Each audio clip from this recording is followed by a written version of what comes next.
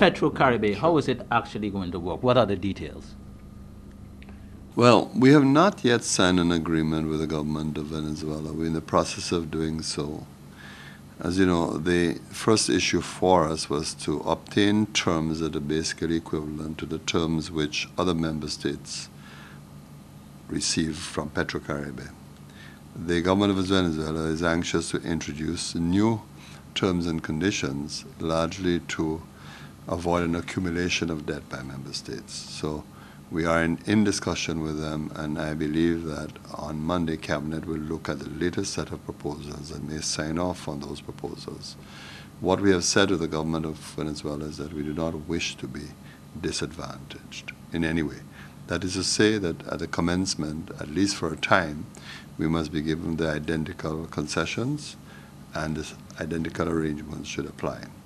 I think we have obtained a response from Venezuela, and the matter will be discussed in Cabinet, hopefully on Monday. That's the first thing. The second thing is that we have to be very careful how we access Petro-Caribbean. The government of St. Lucia has always said that it does not want an unnecessary accumulation of debt. Debt is an issue, as you know. St. Lucia has a high GDP debt ratio. We are not interested in accumulating debt, but of course obtaining the benefits. So we would have to ensure that whatever arrangement we put into place minimize any accumulation of debt. Then too, we have to be very strategic in terms of what we access. I'm very anxious to assist the poor people, particularly with cooking gas, with propane. Petro-Caribbean has some excellent arrangements in place. And I know SALT has worked with other governments in the region to deal with the distribution of cooking gas. And I'm very anxious to assist the poor people of the country, those who now face the adjustments in the prices of cooking gas. So I would wish to make it possible for St. Lucia to obtain benefits from Petro-Caribbean in that regard. The government of St. Lucia is not interested in retailing petrol. We have no interest in that.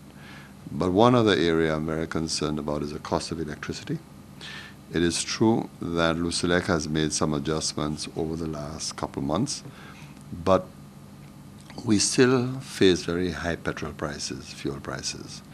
And therefore, we want to enter into an arrangement with Petro-Caribbean that would allow us to maximize benefits in the price of petrol to be made available to Lucelec. Obviously, there's a new factor on board, and that is that Hess now has sold to Buckeye from the United States.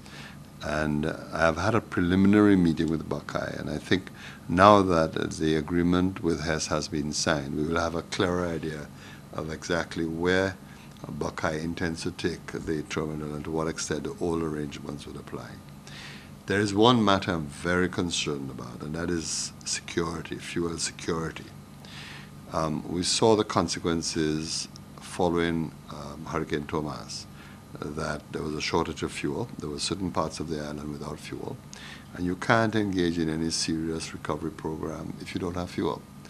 I want to protect St. Lucia's future fuel security by making sure that there is independent storage capacity, so that any time we get into trouble, that we have a major disaster, then there's an independent source of fuel that can assist the people of St. Lucia so that we can carry out our normal duties and in fact respond to any disaster. So in summary, I would say, Pete, that we want an arrangement with Petro-Caribbean that does not put us at a disadvantage, that we are not in a different position from other member states, that we get the same benefits. That's point one. Point two, I am very anxious that we develop a trade in cooking gas, propane, to assist consumers in St. Lucia, particularly the poor and elderly persons who have to face the constant purchase of propane gas. But there are no physical arrangements in place yet, because we are in a discussion phase. So that's the second thing. The third thing I indicated is that St. Lucia is not interested in accumulating debt. Our debt position is already fairly precarious. We are under a lot of stress over debt in the current period.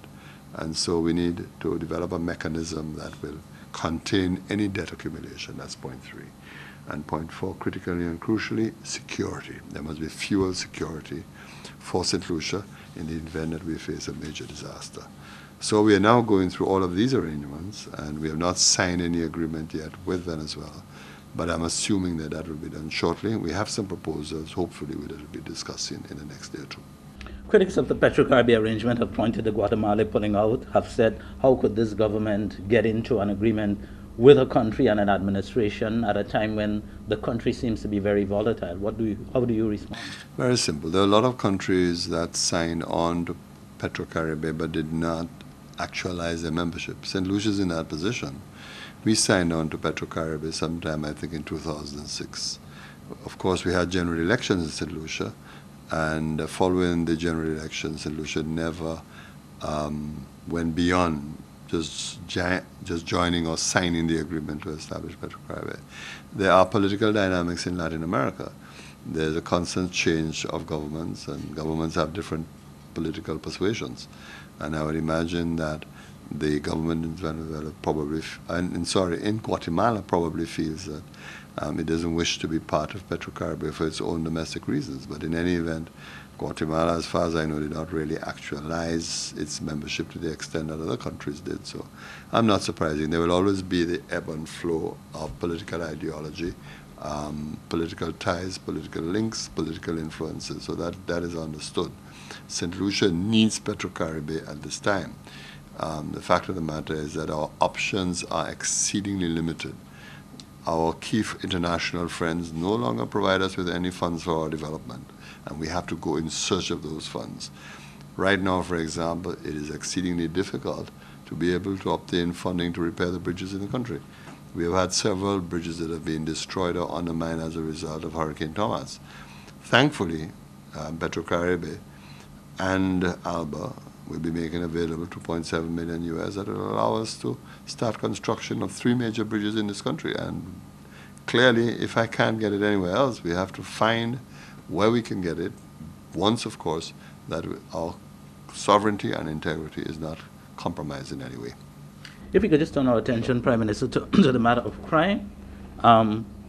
Recently, the new political leader of the United Workers' Party said quite clearly that, to his mind, whenever a Labour administration is in power, crime increases. I don't know if you heard the statement, but how do you feel about those comments? I did not hear the statement. I heard about it. But I'm not astonished. The current leader of the United Workers' Party is a novice, and he's conducting his politics without clear strategy or clear thinking. It is obvious that he is reacting to events as they occur. Now, I would say 2 things. First, the St. Lucia Labour Party was not in office when those so-called extrajudicial killings took place. That matter landed the government of St. Lucia into serious trouble with the United States. Mr. Alan Chastney was part of a cabinet that participated in the decision-making that led to the initiative, Operation Restore Peace. That's the first thing. The second thing is this: Mr. Chastney is the last person in the world to be making such a statement. He must never forget that he was part of a government that had the highest number of murders in this country on the eve of a general election. And one would have thought that he had learned, because in 2006, the St. Lucia Labour Party was punished at the polls because people felt that crime had got out of hand. But the number of murders in 2006 was far less than the 50 murders or 50 homicides that occurred in that final year of the United Workers' Party. I believe that the most telling statement was made by the leader of the opposition. Crime is not something that you allow to degenerate into political warfare. I believe that the people of this country want us to work together. The people of this country know we have some problems. They know we have some unique problems. Every St. Lucian is concerned about the decision of the United States not to extend support for the Royal St. Lucia Police Force. The United States is a country that is close to us. Every St. Lucian needs to feel a sense of security that the United States is working very closely with us. Those statements from Alan Chastain do not help.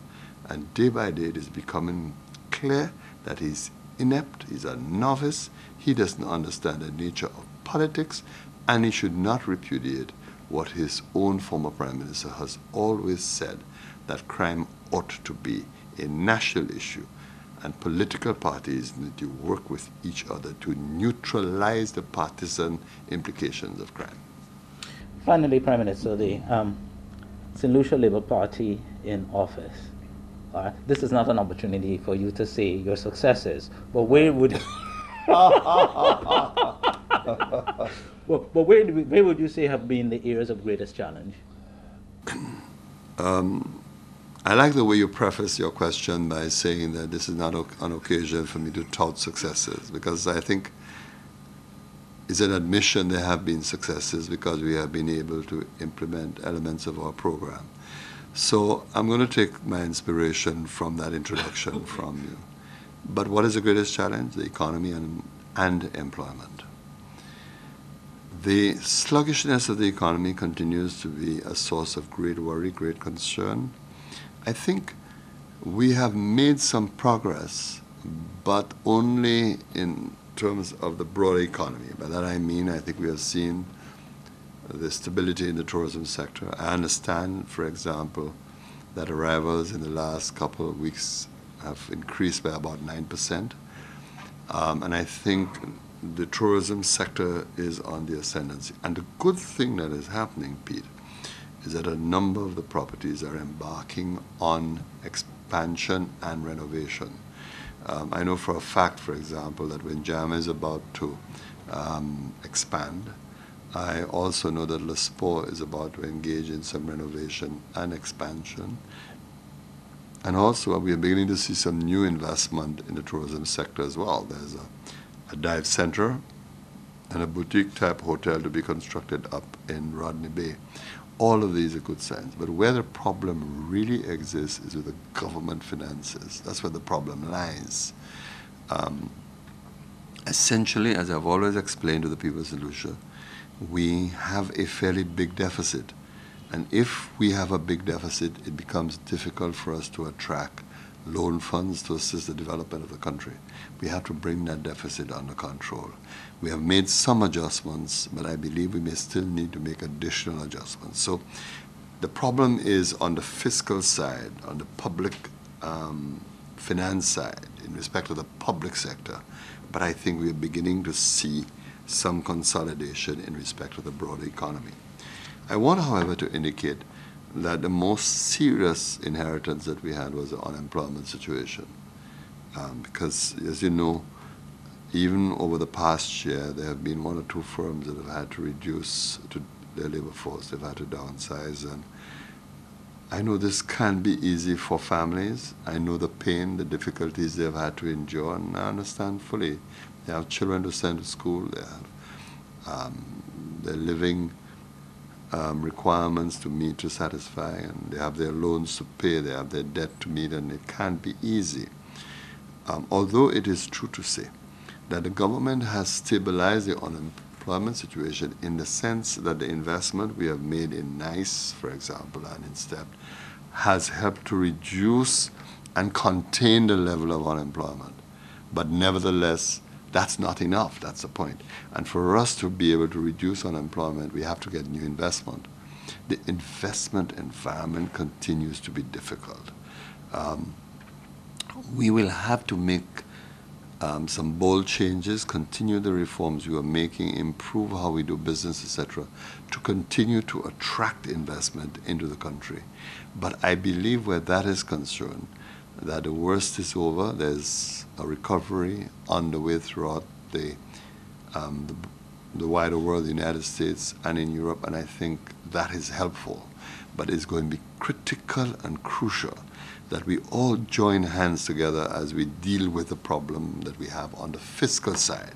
We've got to reduce that fiscal deficit which we inherited, and it is clear that it may be necessary that we take other measures in the course of this year. But the good news is, I think that the broader economy is beginning to show signs of resilience. We have seen a few little shoots, as I said, particularly in respect of the tourism sector. Manufacturing is still having a rough time. It is true that you do have some manufacturers who believe that introduction of that is a big issue, but the problems are far more complex and far deeper. It is a reality that the demand for products on the regional market has in fact declined because the economies of those states are not doing very well. So there is no major expansion of exports to our regional market. So that continues to be a challenge. We have seen some progress on the agricultural front, maybe not as dramatic as some might want to think, but I think we have brought black sigatoka under some degree of control. Production in the banana sector is increasing. So while we are seeing some stability in the broader economy, the key issue going forward would be to resolve the challenges faced by the government with the public finances of the country on the fiscal side, because we do have to deal with this deficit that we have. I'm hopeful that if we can summon the will and the courage to tackle those issues together, we will get over it, but it is going to be a slow but steady climb. Prime Minister, always a pleasure. Always a pleasure to talk to you, Pete. Thank you. Thank you.